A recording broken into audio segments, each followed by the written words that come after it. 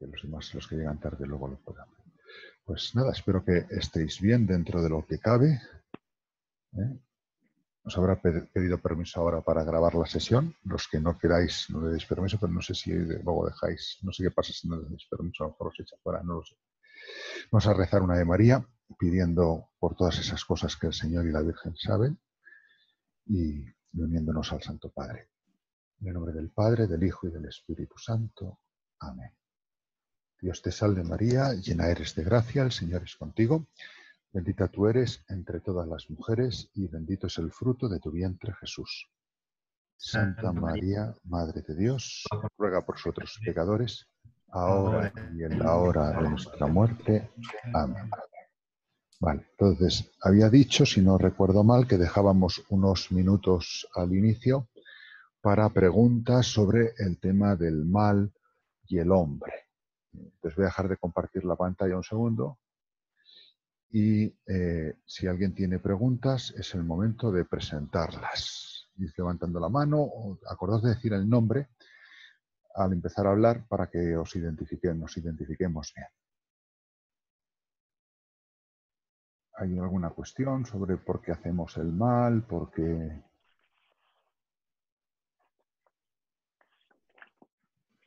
Estáis absolutamente rendidos ya al torrente de exámenes y trabajos que se echa encima. Sí. Bueno, pues entonces vuelvo a compartir la pantalla y pasamos, nos queda esta sesión y la sesión del próximo jueves, que ya es la última, ¿no? La víspera de San Isidro. Y hoy vamos a ver lo que es la dimensión social del hombre en sus dos concreciones, las relaciones que se suelen llamar de comunión y las relaciones de tipo social, ¿no? Aunque siempre es una terminología que puede variar de un autor a otro, de un contexto a otro. Entonces, os he colocado los temas en la carpeta compartida en PDF, tanto de hoy, que son estos dos, hombre y sociedad, hombre y familia, como los de la semana que viene, que es el tema de la muerte y el tema de Dios, ¿no? El hombre y Dios. De manera que los podéis bajar de ahí tranquilo, con toda confianza. Muy bien. Perdón, don José. Sí. Soy Ignacio. Sí. Si mal no recuerdo, nos mandó un correo con un PDF con el método de evaluación y creo recordar que había un trabajo que iba a mandar el día 7 de mayo. Sí, es el examen final hecho trabajito. Entonces, ese espero diseñarlo esta tarde y enviarlo. Será como una especie de examen corto, por lo tanto, no es como un trabajo a desarrollar en plan personal, hay que hacerlo personalmente y que habrá que entregar como máximo el día del examen. De acuerdo. Bueno, pues eso, hay que entregarlo en PDF y demás, ya en mi correo os pondré eso. Genial, gracias. Y nada, incluye preguntas y temas a relacionar entre lo que llevamos visto desde la última entrega y lo que veremos la semana que viene, ¿no? Con lo cual tampoco podéis ir adelantando mucho porque hay que tener en cuenta el último tema para poderlo responder, ¿no? Gracias. Y luego hay una pregunta que, bueno, yo os la he hecho, os la voy a hacer en ese correo también, pero solamente ha respondido una persona a la llamada a el primer parcial, ¿no? Entonces, yo he hablado con Héctor y está intentando ver para que un día tengamos acceso a nuestros despachos donde están guardados nuestros exámenes y en un papel las calificaciones del primer semestre. O sea, yo no puedo saber desde aquí quién no ha hecho el primer parcial ni quién ha suspendido el primer parcial. Pero los que no lo habéis hecho lo sabéis y los que lo habéis suspendido también en teoría lo sabéis porque se os dijo en su momento, ¿no? Entonces, esos tienen que examinarse tantos uno como otros de la materia del primer parcial. Y para que yo lo sepa, necesito que me lo digan. O sea que, por favor, solamente una, Inmaculada, me ha dicho que ella no hizo el primer parcial, ¿no? Salvo Inmaculada, el resto, a fecha de hoy, no sé quiénes son. O sea que reaccionen y me escriban un correo diciéndome. Muy bien, pues vamos allá. Comunión y sociedad, ¿no? Perdón, soy Inma. ¿Puedo hablar un poquito más alto? Yo no oigo nada. ¿Los demás me oís bien? Sí. Pues es mi ordenador. Bueno, en mi Vale, ordenador. Vuelvo yo, perdón. Vuelvo lo yo a siento. reiniciar. Vale, venga, hasta ahora. Gracias. Ay, Dios mío. Perdón, nosotras también lo oímos un poco regular. ¿Quién oye regular? Las hermanas agustinas oímos un poco regular también. Vamos a ver. Del volumen, ¿eh? O sea, El volumen. no de la vocal. O Sí, sea, no, sí, yo no he cambiado la configuración. Voy a quitar el micro a ver si... ¿Es mejor o me oís igual? Bien. Mejor. ¿Así me oís mejor? Sí. Sí. Ahora el que no soy soy yo, pero bueno. Fenomenal. Se ve que el micro... Voy a subir los amplificadores a tope. Vale. ¿Me oís bien ahora? Enrique, ¿me oyes? Bien. Agustinas, ¿me oís? Perfectamente, gracias. Inmaculada, ¿me oyes? Sí, bien. Ahora sí. Curioso. En la sesión anterior me oían mejor con el micro puesto. Bien, pues vamos allá. El meternos en la dimensión social, hay que recordar varias cosas que ya llevamos nosotros aprendidas de ella. Una es remontarnos al principio de curso. Si os acordáis, la primera diferencia era la diferencia interpersonal que surgía ya desde la más tierna infancia, ¿no? El surgir del yo dentro de ese nosotros o pre-nosotros familiar. Nosotros ya desde la familia, pero para el niño que está descubriendo el mundo es un pre-nosotros. El niño se encuentra formando parte de un nosotros que él no sabe que es un nosotros, ¿no? Y en ese sentido es un pre-nosotros, ¿no? O una nostridad, que diría Ortega, o nostreidad, una cosa así, ¿no? Es decir, eso ya manifiesta una dimensión constitutiva del ser humano, que la persona humana es con los demás, es un ser con los demás. Y un ser con que acabará siendo un ser para los demás, ¿no? En cuanto uno profundiza en el dinamismo del amor como algo esencial a la persona humana, ¿no? Entonces, ese elemento lo tenemos que ver ahí, ¿no? Otro tema que tenemos que tener en la cabeza, que ya hemos ganado a lo largo de el curso, es la diferencia sexual, que manifiesta, como al ser no solo cuestión de sexo, sino cuestión de persona, ¿no? Está manifestando la mutua referencialidad que hay en el ser humano. El ser humano no es un ser autosuficiente, no es un ser que esté significativamente encerrado en su propio yo, sino que constitutivamente también en lo genético, en lo biológico y en lo que eso personalmente significa, y como eso personalmente significa, hace referencia a un otro distinto y complementario e igual en dignidad, ¿no? Es lo que Alfonso Pérez de la Borda habla de que la carne humana es cuerpo de hombre y cuerpo de mujer. Soy cuerpo de hombre y cuerpo de mujer, ¿no? Y eso rompe totalmente lo que son las filosofías de la conciencia solipsista de origen cartesiano, ¿no? Que se tienen un problema tremendo, ¿no? Esas filosofías encierran al hombre en su yo reflexivo que va buscando la seguridad para poder construir algo nuevo, pero es un yo que está ahí aislado, ¿no? Está ahí aislado. ¿Por qué? Porque ha desvinculado la conciencia del cuerpo. Y al romper esa unidad ha perdido la referencialidad de la carne, que es cuerpo de hombre y cuerpo de mujer. Y ha perdido también una cuestión que viene ahí, que es la limitación o la incompletud. No sé cómo queréis llamarlo. Es decir, yo solo no soy perfecto. Yo solo no puedo realizarme. Yo solo no me basto a mí mismo. Para ser plenamente yo solamente puedo hacerlo en un contexto de reciprocidad con alguien distinto de mí y complementario a mí. Es decir, también eso le podemos dar diferentes nombres. Uno de ellos podría ser, por ejemplo, hablar de la esponsalidad de la carne, ¿no? O sea, la persona es esencialmente esponsal en su constitución, ¿no? Y eso se manifiesta en lo biológico, pero está en toda la persona, ¿no? Porque yo no es que sea hombre o mujer porque tengo esta biología X o XY, sino que soy hombre o mujer y eso se manifiesta en mi biología. Se manifiesta ahí, ¿no?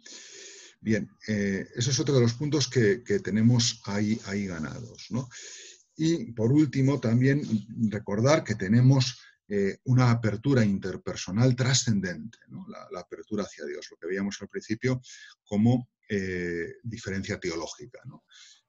En nuestro origen hay un tú que hace posible que nosotros estemos ahí, ¿no? Bien, eso lo hemos visto también de una manera distinta a esta última apertura, cuando en la procreación humana o en el origen filogenético, en la evolución del ser humano, descubríamos que de alguna manera no basta lo puramente material, sino que de alguna manera tiene que haber una causalidad divina ahí puesta, ¿no? Que es en mi origen, ¿no? Que me hace a mí persona. O sea, hay alguien que me está diciendo, tú quiero que seas, ¿no? Ser humano quiero que seas, pero tú, Juanito González, quiero que seas tú, ¿no? Que es el querer interpersonal de Dios que nos pone en la existencia, ¿no? Eso nos da como unas coordenadas a la hora de aproximarnos ya más en concreto a cómo vivimos en sociedad y en familia y en amistad, ¿no?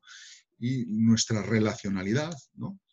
Esto Zubiri, para los que os interese, él coge de un autor gallego, de Amor Ruibal, coge una expresión que es la expresión de la respectividad, ¿no? La respectividad viene a decir que el ser de la persona es siempre respectivo a otras cosas, ¿no? Que hay una apertura básica. Esto también algunos tomistas han hablado de que el S, con dos S, del verbo ser, el S es un S-ad, ¿no? O que hay una especie como de carácter trascendental en el ser de la persona, que no podemos decir solamente es S, sino S-ad, tanto hacia el origen, hacia Dios, como hacia los demás. Y hay tomistas ahí que lo han trabajado muy bien. Es algo que ha puesto de relieve sobre todo el personalismo y el existencialismo contemporáneo, especialmente del carácter cristiano, el carácter creyente, ¿no? No se puede separar la relacionalidad del núcleo ontológico de la persona. Está en lo más íntimo. O sea, los demás no son un accidente que nos pasa, ¿no? Habría que profundizar, ya que ya a estas alturas sabéis bastante de metafísica o de rudimentos de metafísica, ¿no? Lo que es las categorías aristotélicas, cuando nos hablan de la sustancia y los 9 accidentes, si recordáis, ¿no? Y cómo entre los 9 accidentes hay uno que es la relación, porque la sustancia puede entrar en relación con otras sustancias. Y pues es verdad, es de un modo accidental que yo haya tenido estos amigos en vez de estos otros, aunque es esencial para mi personalidad y para mi identidad los amigos que he tenido y tengo, ¿no? Pero es verdad que ontológicamente eso es un accidente, pero que afecta a un núcleo muy íntimo de mi personalidad. Ahora, lo que no es accidental, y es donde habría que repensar la relación, es en su origen, y es que el S es relacional. Hay una relacionalidad constitutiva, hay una apertura que ya está direccionada, ¿no? Esto lo hemos trabajado también a lo largo del curso, ¿no? Cuando veíamos, por ejemplo, la definición de persona y comentábamos en Boecio y completábamos a Boecio, ¿no? Cómo hablábamos de la incomunicabilidad como fundamento de la comunión o de la comunicación, ¿no? Bueno, eso es lo que tenemos que tener en cuenta, ¿no?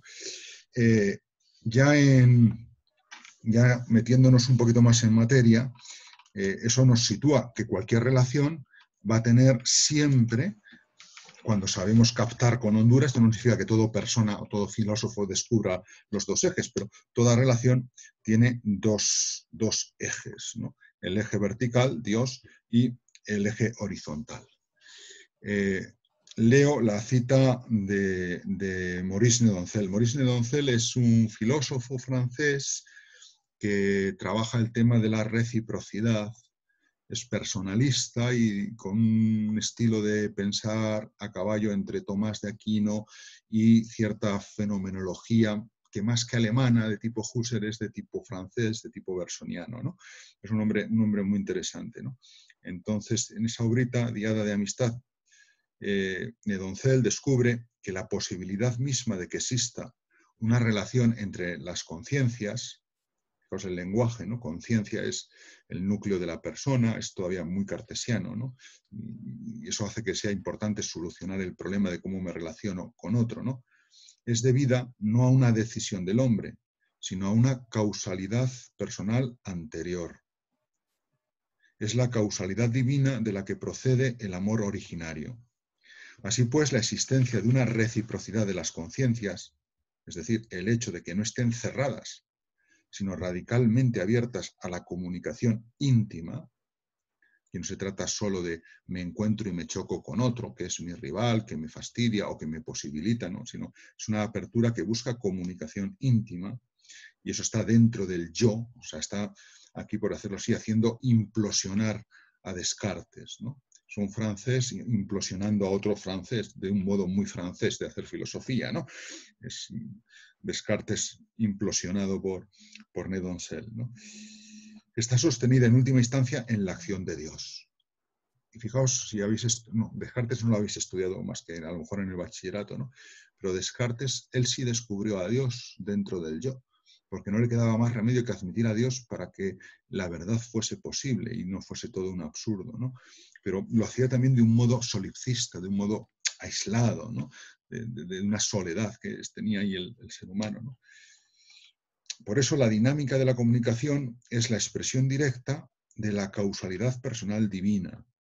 Fijaos que está hablando Nedoncel de una causalidad personal, ¿no?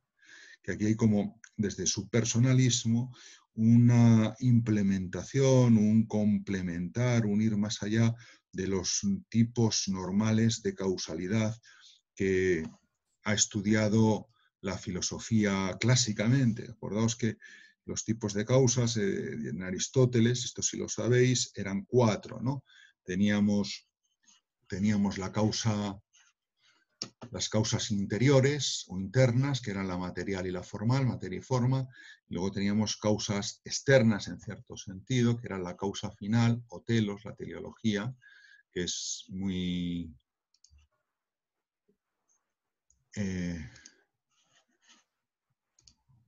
a ver, que se me suele... El ratón este es... Sí, la causa final, o telos, y la causa eficiente, que es la que se ha quedado la filosofía moderna, que un poquito hace que eso todo sea como a empujones, eficiencias, ¿no? Y algunos, cogiendo más la vía platónica y la vía de la belleza, hablaban también de la causa ejemplar, especialmente interesante para el tema de la amistad y para el tema social, la ejemplaridad, ¿no?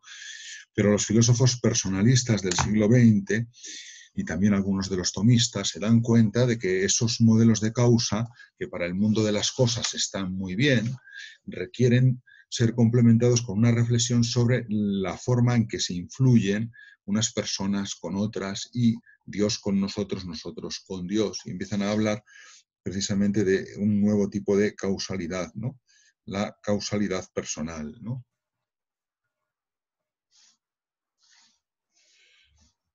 Bien, es lo que aparece aquí. Una causalidad personal divina, ¿no? Incluso Dios habla de Dios como persona personas, Dios que es causa personalizadora, ¿no? Pero eso implica también que hay un tipo de influjo especial entre nosotros, ¿no? Es decir, lo que provoca en mí mi hermano, por ejemplo, cuando mi hermano mayor, cuando se relaciona con los amigos, cuando me habla a mí, me coge de la mano o hace de papá conmigo, aunque no deba, ¿eso qué tipo de causalidad? ¿Es una causalidad material, formal, eficiente, final? Pues nos damos cuenta que puede que tenga un poco de formal, puede que tenga un poco de final, pero hay un plus ahí que se nos escapa con ese lenguaje, ¿no? que necesita ser expresado, ¿no? O sea, en qué manera la amistad, en qué manera la fraternidad, en qué manera la esponsalidad, ¿no? Fijaos cómo una pareja de novios y un matrimonio, ¿no? Según van cambiando, el influjo que tiene el uno sobre el otro a lo largo de la vida cambia radicalmente. Cambia radicalmente, completa radicalmente su forma de ser. O sea, es la forma de pensar, la forma de juzgar, la forma de afrontar los problemas, ¿no? Esa unidad nueva que se produce entre un esposo y una esposa, y en la medida que sean capaces de irlo haciendo, ¿no? Realidad cada día, hace que puedan bueno, pues eso, ser algo más, ¿no? Que de otra manera, ¿no? Y eso se debe a una causalidad personal, ¿no? Que es posibilitada precisamente porque hay esa vinculación básica, esa respectividad, esa relacionalidad que está en el núcleo ontológico de la persona, ¿no? Sería como el fundamento en el ser de la persona de luego las relaciones concretas que tenemos. Y además necesitamos esas relaciones, ¿no? Y ellas estarían, según manifiesta Nedoncel y según se descubre, si uno profundiza, en el fondo fundamentadas por una apertura radical, básica, a Dios, ¿no? Es Dios quien me ha hecho así. Y eso se puede descubrir de diferentes maneras. Nedoncel lo descubre analizando la reciprocidad, analizando ese fenómeno, ¿no? Con su peculiar fenomenología, ¿no? Si alguno quiere leerlo, la verdad es que es muy interesante, ¿no? Es un modo de hacer filosofía duro, pero está ahí, ¿no? Bien, así es como se llegaría a la experiencia de la comunión, ¿no?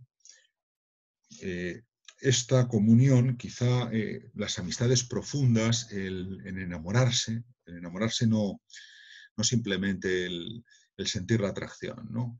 El enamorarse realmente personal, ¿no? Cuando uno empieza a ver las cosas con los ojos del otro, ¿no? O a percibir el mundo no solo con los propios ojos, sino con los propios ojos unidos a los ojos del otro. Esto en los matrimonios lo oyes cuando se les escapa sin querer expresiones de cuando están juzgando cosas, pues nosotros no lo vemos así y demás, o ven pues a mi marido o a mi esposa es total, o sea, ya su mundo no es solamente el mundo personal, privado de una conciencia que va a lo suyo, ¿no? Sino es un mundo abierto, es un mundo de un nosotros, ¿no? Porque se estableció una comunión a un nivel mayor o menor, pero es una realidad que tiene una especie de entidad propia, ¿no? Ese mundo común que se establece en esas relaciones, ¿no? Hay una comunión que puede ser muy íntima, ¿no? Que es lo que fundamenta luego, lo que se construye el enamoramiento a través de ese proceso de noviazgo hasta fundar el matrimonio y que luego hay que mantenerlo, ¿no? También en la amistad se puede construir eso, ¿no? Es una forma de ver, ¿no? La que tú tienes en un grupo de amigos, ¿no? Que puede haber empezado de la manera más tonta, en torno a unas cervezas o en torno a un deporte como el pádel o el que sea, pero acaba siendo algo mucho más grande, en que tú ves el mundo con tus amigos y sin tus amigos no lo ves. Eso en la adolescencia, en la importancia de los amigos y la pandilla, refleja pálidamente lo que puede llegar a ser una amistad de ese tipo profundo, ¿no? El tesoro del que habla Aristóteles, ¿no? Hay una comunión en la que todo alcanza un sentido nuevo, porque ya no es mi mundo, sino nuestro mundo, ¿no? Por eso la experiencia de Agustín, cuando pierde a su amigo y muere y experimenta eso como si medio yo hubiese muerto, como si hubiese muerto medio Agustín, ¿no? La muerte del amigo es propiamente una muerte, porque se muere mi forma de ver el mundo con él, el mundo ya es distinto sin él, ¿no? Esto, cuando a veces aflora a la conciencia, cuando uno pierde a un ser querido, ¿no? Y se da cuenta de la comunión que había ahí, que no era solamente una relación, sino que estaba dentro de uno y que afecta al todo de la realidad con que nos circunda, ¿no? Eso es la vivencia de la interpersonalidad en plenitud, ¿no? Que es un poco todo lo que hay aquí. ¿Vale? Pues, bueno, este es el planteamiento, ¿no? Están los dos ejes que se pueden ir haciendo explícitos y que nos guían, ¿no? Perdón, José, ¿puedo hacer una pregunta?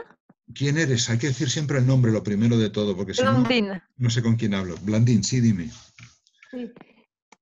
No entendí bien como la causalidad divina en de Nedoncel, como en la relación, porque la base es Dios, la apertura a Dios. No entendí bien esto. Sí, en el fondo es una idea que es una transformación de una idea cartesiana, ¿no? O sea, en el fondo yo sería como una mónada, estilo Leibniz, encerrada en mí mismo, y el otro sería una mónada encerrado en sí mismo, ¿no? O sea, no hay nada en mí, es que desde el análisis de la conciencia, por decirlo así, que me permita recibir y darme al otro, si niego el fundamento de mi apertura básica, ¿no? O sea, en el fondo es descubrir que mi apertura al con de los demás, a ser con los otros en mi conciencia, ya viene desde una apertura radical al ser con Dios, ¿no? Es decir, Vale.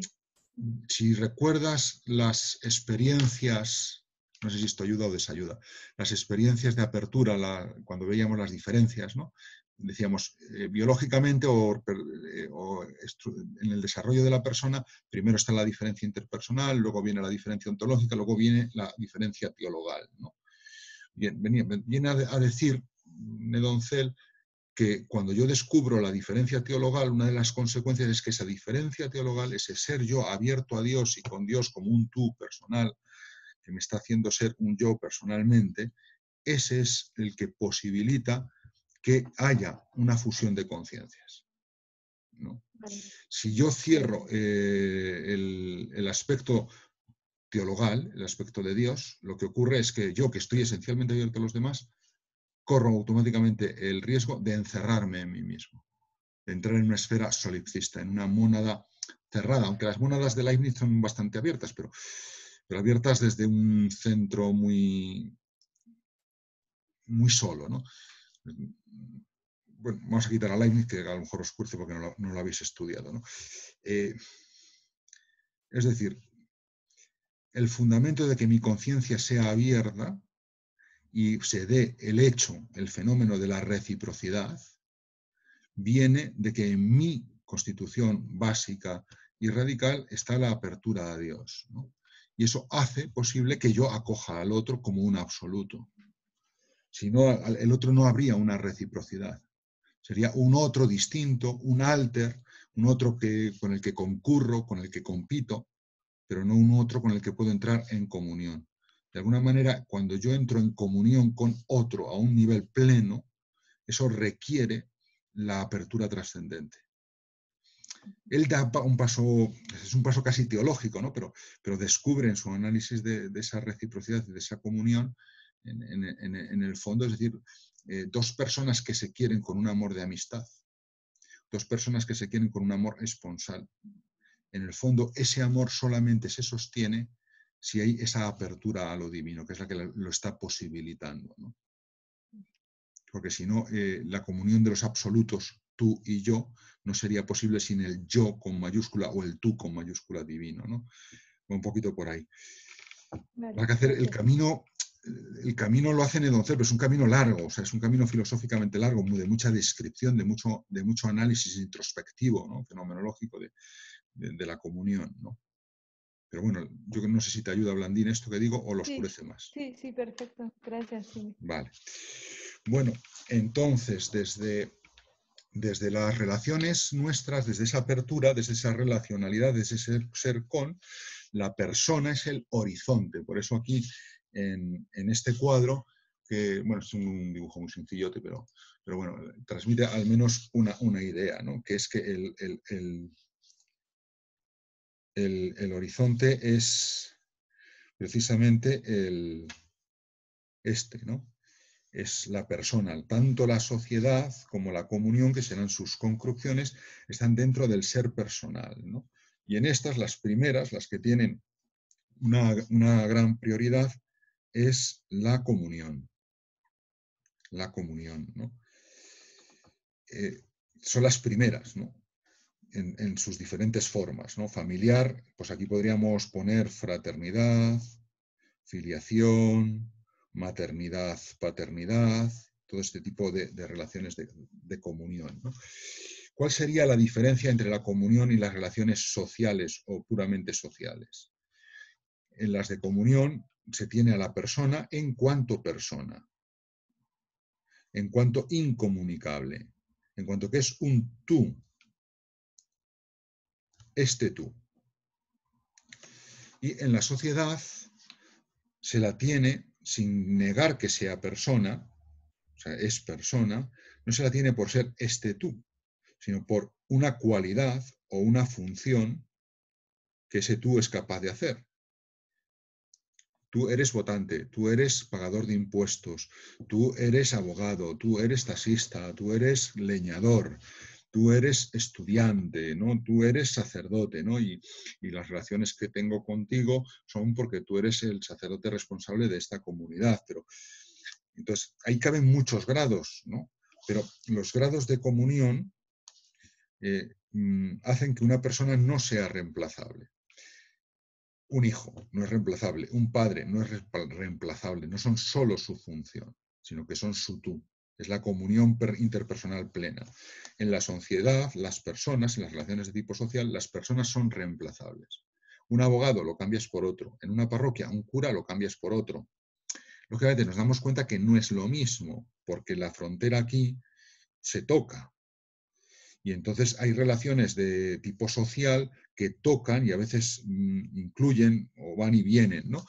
Y ese ir y venir de un lado a otro, pues puede ser conveniente, puede ser sano, o puede llegar momentos en que estorba, ¿no? O sea, si, por poner dos ejemplos, uno de ámbito clerical, claro, como las relaciones funcionales que tiene un sacerdote en una comunidad están muy metidas en lo que es la comunión, no solo en lo social. Cuando se toca hacer un traslado en una parroquia, bueno, algunos dirán, menos mal que se va este cura, ¿no? Pero muchas veces si la relación que ha habido en la parroquia ha reflejado un nivel más o menos de comunión, te puedes encontrar con que esa parroquia protesta al obispo, no lo acepta, se traumatiza, el cura que viene después tiene muchos problemas porque le están comparando siempre con el otro, etcétera, ¿no?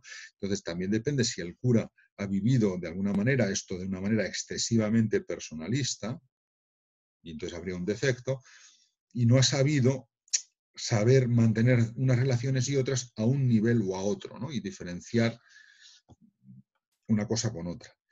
También puede ocurrir en el mundo del trabajo, ¿no? Es decir, porque tú seas un ingenuo y pienses que tu relación en la empresa, porque hay buen ambientillo y buen rollito para desarrollar las tareas y demás, y entonces te crees que tu jefe y tus compañeros son tus amigos o son como si fuesen hermanos. No, es que la empresa mía es como si fuese una familia, ¿no? Y de repente toca un ERTE y te toca irte a la calle, ¿no? Y dices, pero no éramos una familia. ¿Dónde ha quedado eso? ¿No? Y te quedas tal, ¿no? O te pisa un compañero, ¿no? Esto no significa que una relación de tipo social pueda utilizarte a ti como un puro medio, pero no te está usando a ti como un fin en ti mismo. Aquí, en la comunión, tú siempre eres fin. En la comunión siempre eres fin, ¿no? Sin embargo, en la sociedad, tú eres persona, tienes tus derechos, no se te reduce a cosa o a medio, eso sería ilegítimo, sería inmoral. Lo pueden hacer, una sociedad puede hacer eso, también una familia puede no vivir la comunión, ¿no? Pero tú no eres considerado en cuanto tal, sino que eres considerado en cuanto a tu papel, a tu rol, a tu función, ¿no? que aparece ahí, ¿no? Y bueno, pues eso sería, ¿no? Bien, sigamos avanzando.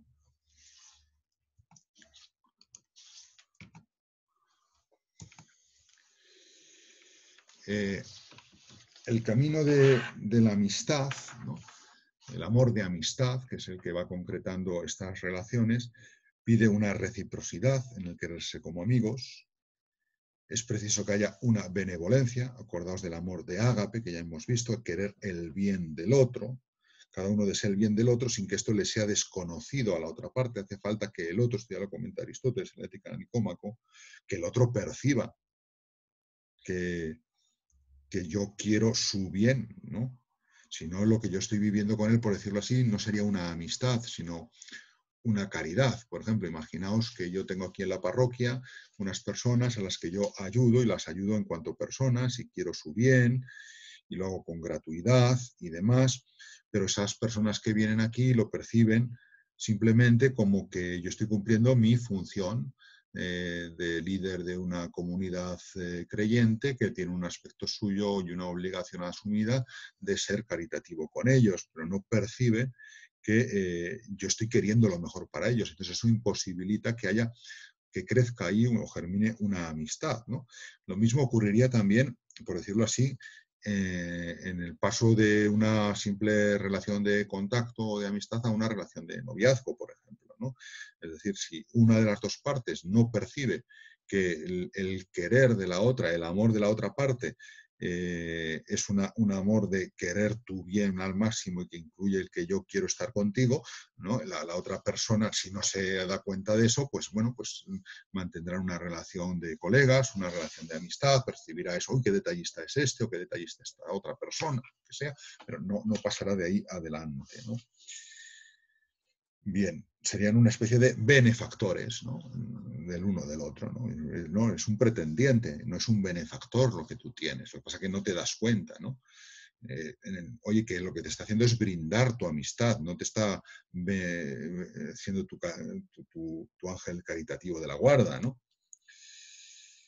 Querer el bien del otro pone de manifiesto que otro tipo de relaciones, como la complicidad en el mal, no merecen el nombre de amistad, ¿no? O sea, es esencial en la amistad querer el bien y querer el bien con verdad, lo que realmente es bueno para el otro, ¿no?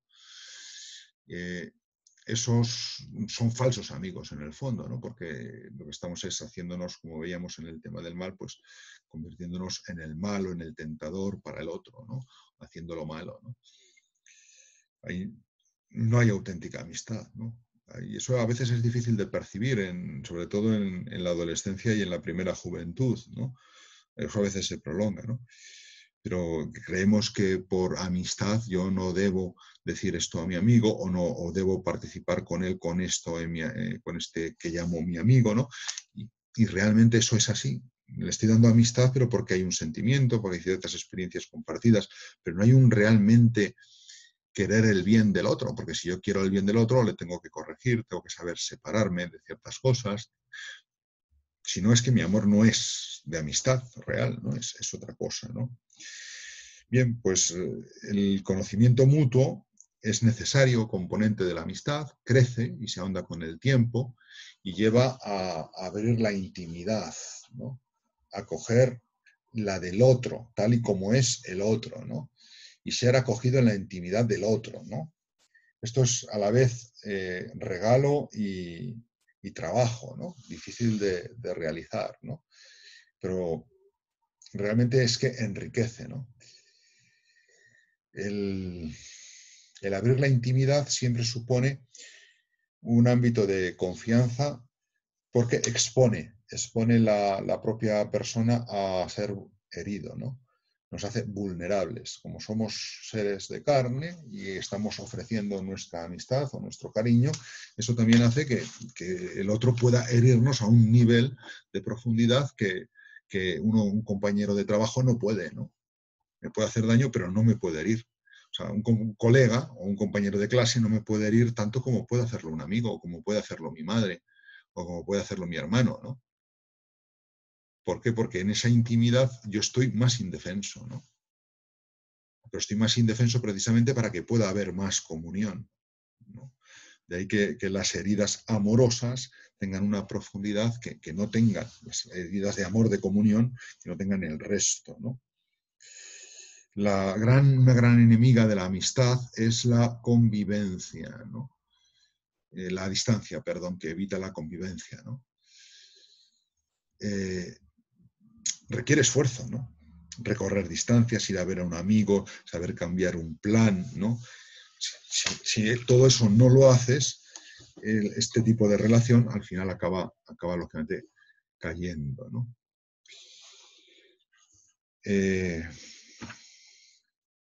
Hay un elemento importante, por señalar dos cosas, ¿no? Dos elementos importantes tanto en la amistad como en el amor esponsal, ¿no? Uno es la capacidad de prometer y de comprometerse. Eso ya vimos el fundamento cuando hablábamos de la libertad de calidad, ¿no? Y la capacidad de ser fieles como un rasgo de esa libertad, ¿no?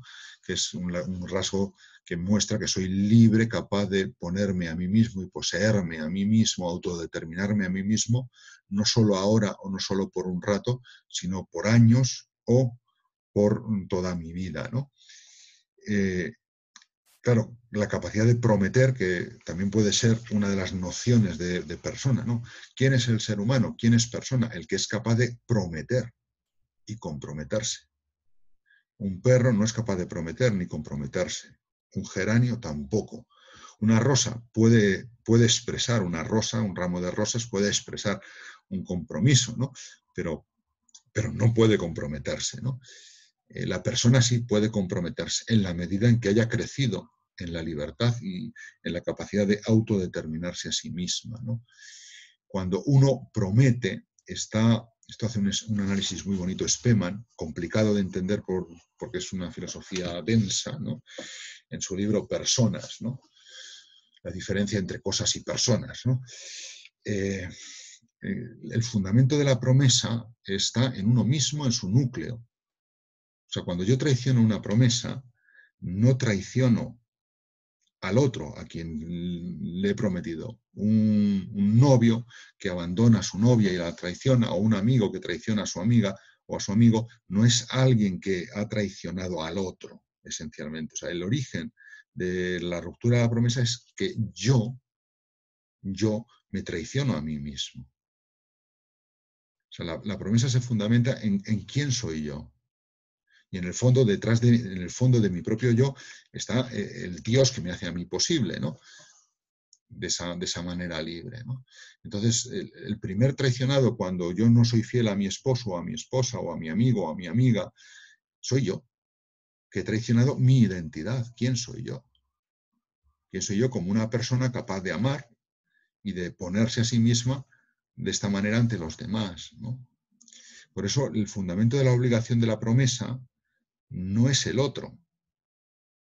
El fundamento de cumplimiento de la promesa soy yo, mi dignidad personal, mi relación constitutiva. Por eso, aunque yo hiciese un voto de amistad y el otro me dijese, no, yo te dispenso del voto de amistad, mira, no puedes. Solamente Dios podría, ¿no? Si tú haces un voto de no sé qué, la superiora no es la que te puede, o el superior no es el que te puede dispensar del voto. En el fondo es Dios. Luego Dios buscará sus cauces, ¿no? Pero tú has hecho esa promesa en ti, ¿no? Y por eso, incluso a veces, aunque te dispensen de una promesa o de un voto, incluso la gente esta que hay por ahí, que la conocéis seguro, ¿no? Que cuando tiene una necesidad enseguida empieza a hacer promesas a Dios. Es que, Padre, vengo porque le he hecho ya tantas promesas a Dios, porque me dio la salud de mi sobrina, la salud de mi hijo, el trabajo de mi marido, el aprobado de mi nieto, tal, no sé qué, que es que ya no puedo cumplir todas las promesas que he hecho. Y digo, mira, lo que tienes que hacer es prometer menos, porque si prometes te obligas, ¿no? Tú antes de hacer otra promesa, consúltala con un sacerdote o con quien tú quieras, ¿no? Y lo que puedes hacer en vez de promesas es como propósitos, ¿no? Y pedirle a Dios que te ayude a cumplir los propósitos, ¿no? Pero no le hagas promesas, ¿no? Porque la gente cuando promete todavía tiene esa conciencia de que eso es algo que es absoluto, que es incondicionado, porque toca su propio ser.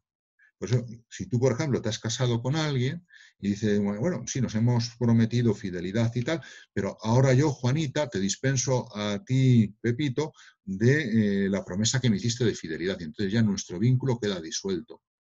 Pues mira, no queda disuelto.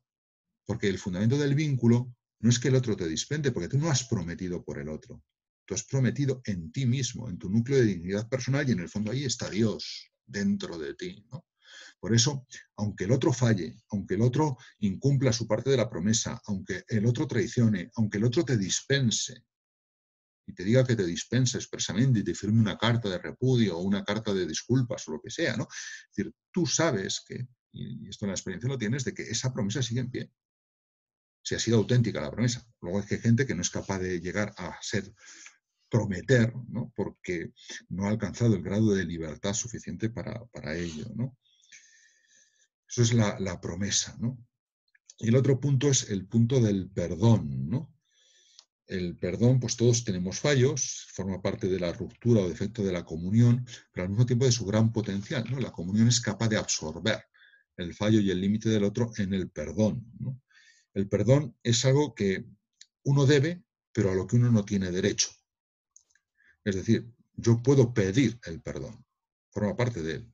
O sea, he ofendido al amigo y le puedo pedir que me perdone. Y él, si es auténtico amigo, sentirá en su interior el deber de perdonarme.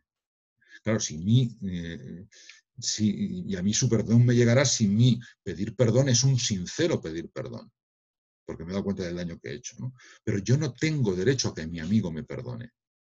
No puedo exigirle el perdón. Igual que sí puedo exigirle a alguien que cumpla su promesa. Eso sí, porque el otro lo ha prometido. Y lo ha prometido por lo más sagrado en el fondo, por él mismo, ¿no? Si puedo decir, oye, no estás cumpliendo lo que prometiste. Y debes no solo por mí, sino por ti mismo, ¿no? Ahora, el perdón no. El perdón, yo no tengo derecho a él. Es algo que se me concede como un regalo. Ahora, también es cierto que yo tengo la obligación de perdonar. Y ahí está ese juego, ¿no? Es que tengo que pedir perdón para que se me perdone, para perdonarle tiene que pedirme perdón. Pues sí, pero el perdón tiene que estar concedido de antemano, porque es obligación tuya perdonar. ¿Por qué es obligación nuestra el perdonar, ¿no? Y aquí Spearman también yo creo que llega a un punto muy profundo de la fenomenología del perdón, cuando él muestra cómo si yo niego el perdón a alguien, en el fondo estoy negando dos cosas que podrían ser incluso la misma, ¿no? Estoy negando que el otro es persona, lo estoy reduciendo a cosa, lo estoy identificando. Tú eres lo que has hecho. Tú eres un traidor, tú eres la traición. Eres imperdonable, porque en el fondo tú no estás por encima de tus acciones, tú no eres dueño de tus acciones, no puedes rectificar, no puedes cambiar, no eres persona. Suena así a lo mejor muy duro, pero detrás de eso es imperdonable, yo no te perdono, hay un juicio en el que estoy reduciendo al otro a cosa. Le estoy negando su carácter de persona y por lo tanto dueño de su vida hasta el punto de poder querer rectificar, ¿no? Y la segunda cosa que niego cuando niego el perdón es, me niego a mí mismo la personalidad también. Porque en el fondo, si yo niego al otro su ser persona, su capacidad de cambiar, de vivir de modo arrepentido lo que fui ladrón y ahora soy ladrón arrepentido y no quiero volver a robar. Si yo le niego eso, también me lo estoy negando a mí mismo, porque yo soy igual que él. Con lo cual, yo no, lo que luego se manifiesta a veces en las expresiones cristianas de Jesús, ¿no? Porque en el fondo es la verdad del ser humano, ¿no? que está ahí, ¿no? No juzgarás y no serás juzgado, ¿no? Perdonad si queréis que se os perdone, claro, porque en el fondo lo que yo hago es cerrarme a mí mismo al negar el carácter de la persona sobre sus propias acciones, me niego a mí mismo la posibilidad de ser perdonado yo y el ser persona yo, ¿no? En última instancia. Bueno, vamos a hacer pausa aquí porque ya son las 12, vamos a acaba de llegar Lidia ahora, justo cuando acabamos. Vamos a rezar el Regina Coeli y en 10 minutos nos encontramos a las 12:10. Víctor, ¿te importa rezar el Regina Coeli, por favor? Ya que se les ahí con los cascos. Reina del cielo, alégrate. Aleluya. Porque el Señor a quien mereciste llevar, aleluya, ha resucitado según su palabra. Aleluya. Alégrate y goza, Virgen María. Aleluya. Aleluya. Porque verdaderamente ha resucitado el Señor. Aleluya. Oh Dios, que te has dado la alegría al mundo con la noticia de la resurrección de tu Hijo, te pedimos que por intercesión de nuestra Madre, la Virgen María, alcancemos la gloria de la resurrección. Por Jesucristo nuestro Señor. Amén. Amén. Pues cortamos la sesión y en 10 minutos en este mismo aula virtual nos volvemos a encontrar. Hasta ahora.